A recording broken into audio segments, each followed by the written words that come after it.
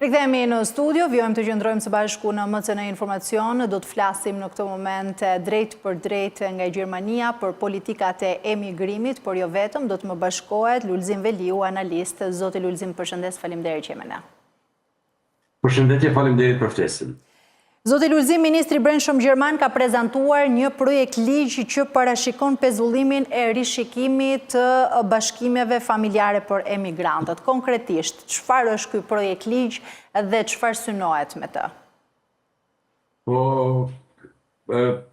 Është folur një projekt ligj që do të miratohet në të ardhmen e afërt, pra do të jetë diçka që nuk do të marrë shumë kohë, megjithatë është një projekt ligj që ende nuk është miratuar nga qeveria e gjermane. Pas miratimit nga qeveria, ai duhet të miratohet edhe nga Bundesrat dhe Bundestagu gjerman, kështu që ka një periudhë të kohore përderisa të vijë në zbatim një ligj i tillë, ligj i cili ka për qëllim ndaljen apo pengimin e ardhjes masive të huajve në Gjermani, dhe për një gjë të tillë Gjermania ka marrur masa, pra këtë qeveria aktuale me ardhjen në pushtet ka marrur masat e para në kufi dhe ka bërë pengesa dhe kontrolla më të mëdha në kufi dhe kjo ka rezultuar pozitive, pasi tani ka dikun 45% më pak emigrantë që kanë arritur të futen në Gjermani, ndërsa me projekt ligjin parashihet që të pengohet bashkimi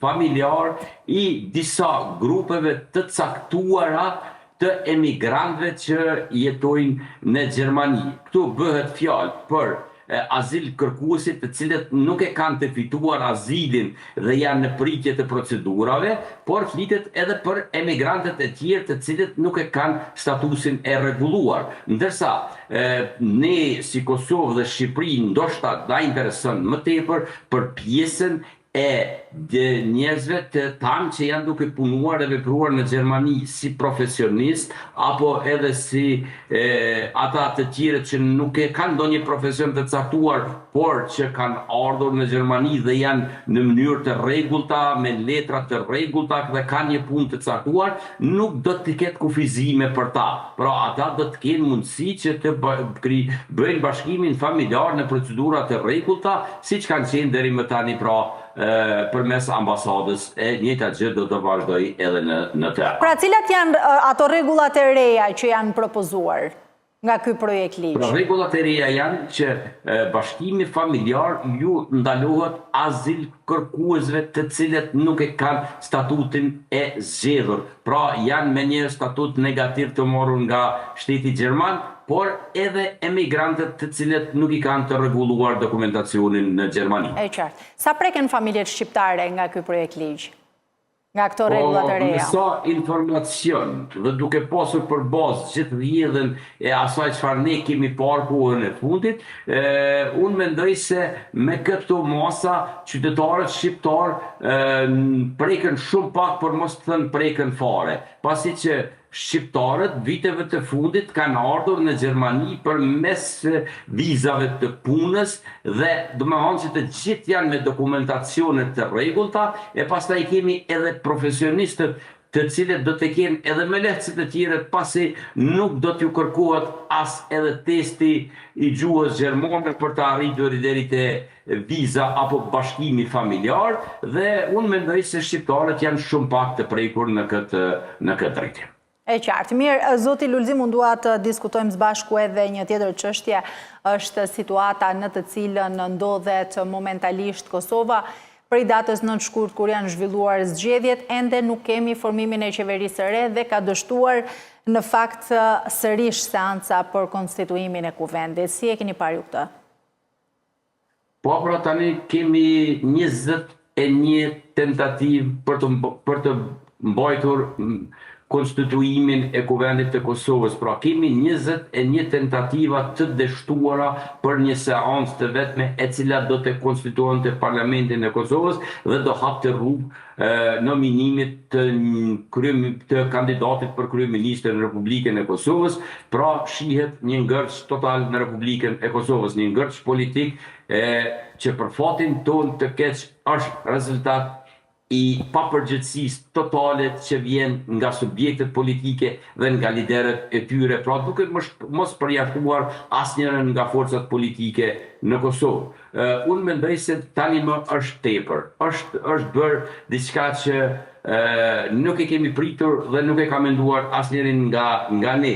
Edhe për fatin e keq, shihet se edhe qytetarët sikur janë vënë në gjumë dhe presin ato kalimin e 48 orëve për të thënë se nuk u bë asgjë.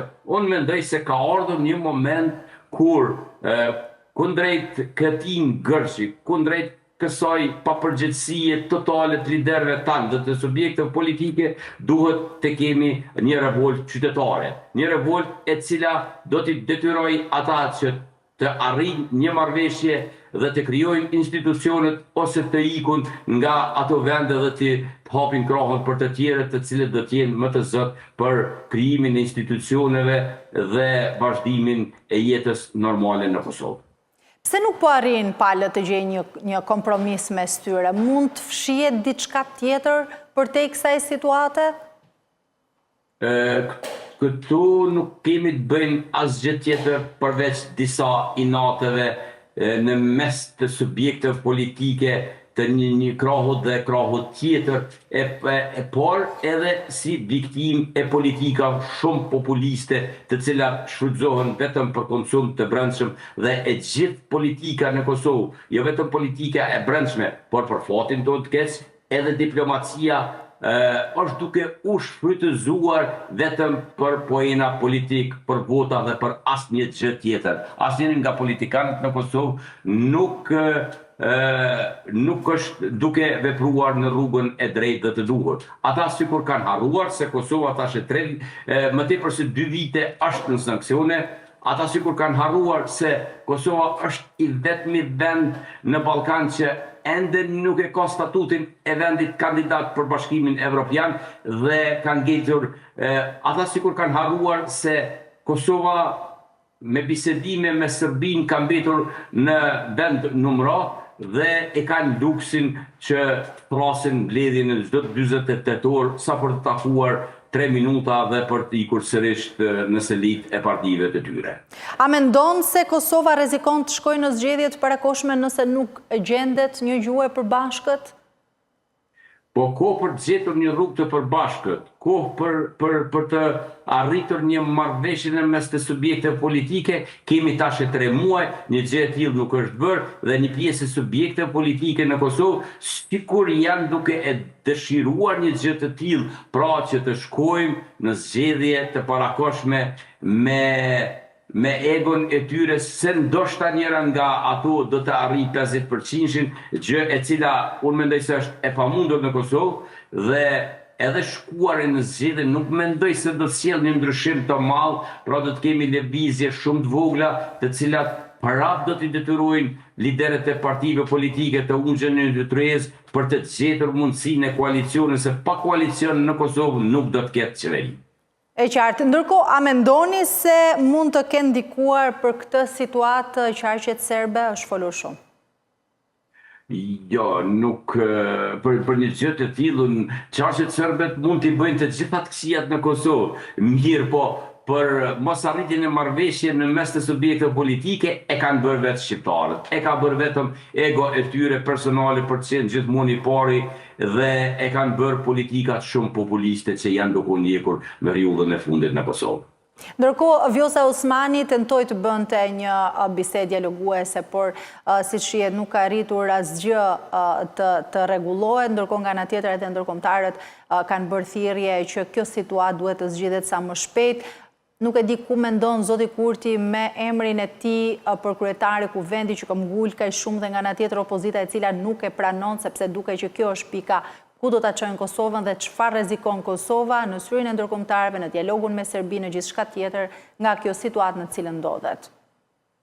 Po ju thatë shumë mirë se presidentja bëri një tentativë, takoi liderët politik, mirë po e gjithë ajo mbaroi me një takim dhe nuk kemi rrjedhojnë pas atij takimi, pra nuk kemi as deklarata, por as edhe takime për të munduar për të zgjetur një zgjidhje. Ndërkombëtarët kanë bërë agimet e tyre, mirë po shihet qartë se ndërkombëtarët nuk e kanë ndërmend që të futen sikur kohë më parë kur ata edhe kanë ndërmjetësuar në rastet e caktuara në Kosovë për krijimin e qeverisë, e kësaj radhe me sa duket ata nuk e kanë një interes të tillë, kanë bërë deklaratat e tyre, ju kanë bërë shumë dije se Kosova po humbën shumë pa institucione dhe është momenti i fundit që institucionet duhet të krijohen, pasi priten shumë punë, por kanë për të kryer dhe pa institucione gjëra të tilla nuk mund të ecin para, ndërsa liderët tanë kanë luksin që të bëjnë gjëra të tilla, e me sa po duket si njëra ashtu edhe pala tjetër këtë periudhë kohore e cila nuk ka afate të përcaktuara, janë duke e shfrytzuar për të peshkuar deputet nga njëri apo krahu tjetër në mënyrë që të arrijnë deri te numri 61, numër i cili do ta krijonte një qeveri një qeveri të lodhë e cila nuk do të ketë fuqit më tepër se dhe një vit pra deri në zgjedhjen e presidentit të Republikës, i cili është në prillin e vitit që vjen. E qartë. Mirë, zoti Lulzim, faleminderit shumë që ishe në këtë komunikim të drejtë për drejtë. Kënaqësi. Faleminderit, kënaqësia është ime.